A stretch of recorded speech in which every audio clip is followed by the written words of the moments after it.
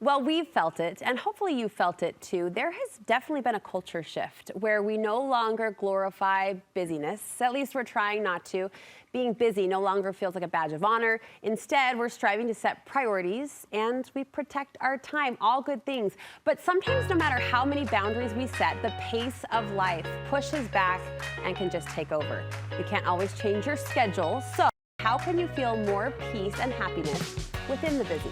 Managing Director at Prince Perelson Carly Hazen has a few suggestions for us. This is the ultimate pursuit, and for you, it's one of your goals for 2023 is to really slow down and savor. Yes. In fact, I made it easy on myself. I just gave myself one goal. It's the one goal I have this year. And you know, all the articles start coming out about how to live more intentionally and how to slow down, but yes. I really feel a push for me personally to make a significant effort on, you know, paring things down and really being a bit more present, a bit more heads up than heads down. Heads up than heads down. I like that. Let's talk about how we can be more heads up or more intentional with our time. You say first we need to focus on our core contributions. Yes. I read a really interesting article called The Busyness Paradox, which we can get into, but it really started talking about, you know, we try to, you know, narrow in on our priorities. But for me, I'm taking that kind of one step further and thinking, what are my core contributions at work and at home that are really hard for anybody to do but me?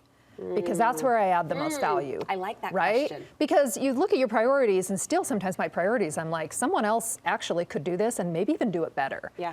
But what do I bring to the table that is unique to me? Because that's what my colleagues and coworkers and family and partner all need from me the most, right? So I've tried to think of it more through that lens and make sure that those areas I'm hitting every day as often as I can. I'm kind of playing more to my core contributions and my strengths. Just that. Like just that alone, yeah. I think is huge. That's right. I remember professional violinist and friend of the show, Jenny Oaks Baker, once saying she had an aha in the thick of her career when she was also in the thick of raising kids. Yep. That someone else could clean her house, but not everyone else could sing a lullaby to her kids. I love it. When they and that reflects a certain level of luxury, I realize, but it is identifying what I can do and what I want to do. And if you're not sure, just ask. You ask your kid, what's your favorite thing that I do every day? Is it a cook you a home cooked meal? Maybe it is. You know, maybe it is that drive after school. If it's not, maybe someone else could drive that carpool and you could be around for your kids just to hear about their day. So I'm really trying to get very clear and make sure that the insides kind of match the outsides and that people can rely on me for what they need me most for. And maybe that's just not a lot of busy, mindless tasks. As we talk about this cultural shift that I think we're still undergoing and experiencing, do you feel like, Carly, we're getting better at asking for help and at delegating? Yes, but that's the thing is like we talk about priorities, but for me, that's core contributions. We talk about delegating and I'm looking at it as asking for help.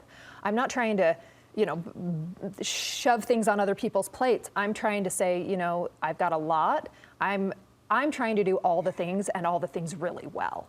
And you don't need to do that. There's high value and there's low value. And if you're giving yourself, you know, to everything, especially the low value tasks, you have so much less in the tank at the end of the day for the high value tasks. And sometimes I will go through my whole day and be like, I'm starting work at 5 o'clock. I'm now doing the stuff that I actually really need to do because I've just been putting out fires and doing all these mindless tasks, which is what they talk about in this recent article that I read called The Busyness Paradox. It's about tunneling. And essentially the premise, this struck a real chord with me because this is what I do all day long. So when this article in the Harvard Business Review was written by a behavioral researcher, and she said, you know, there's this paradox called tunneling, where when we feel super busy and we have that high octane pressured feeling that time is scarce, our attention and our ability to focus totally narrows.